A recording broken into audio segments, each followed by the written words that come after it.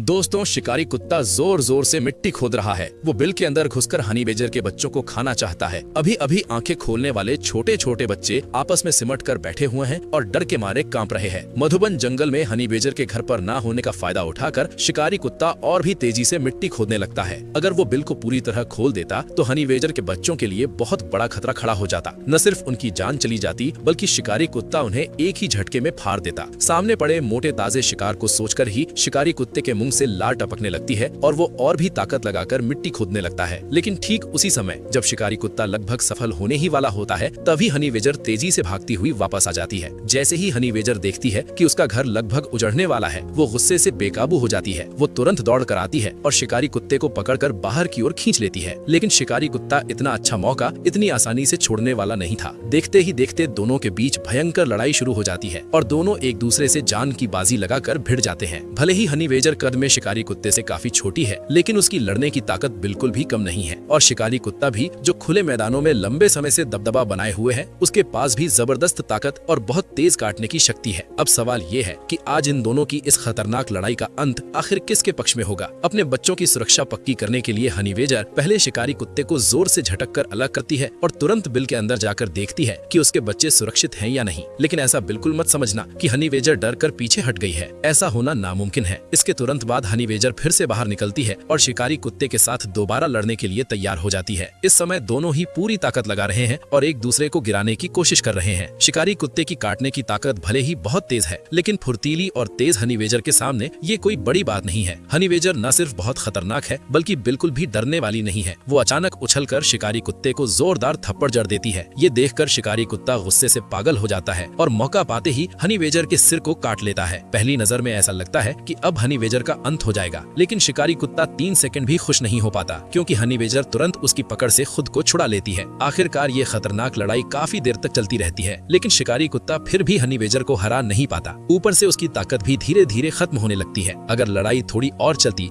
तो हनी वेजर को खाने की बात तो दूर, शायद उसकी अपनी जान ही चली जाती। काफी देर तक सोचने के बाद शिकारी कुत्ता आखिरकार मजबूर होकर धीरे धीरे वहाँ से पीछे हटने लगता है और बहादुर तथा निडर हनी वेजर आखिरकार अपने बच्चों को सुरक्षित बचा लेती है। मेरे प्यारे दोस्तों, बहादुर हनी वेजर माँ और उसके मासूम बच्चों के लिए एक लाइक और सब्सक्राइब जरूर कर देना प्लीज मित्रों।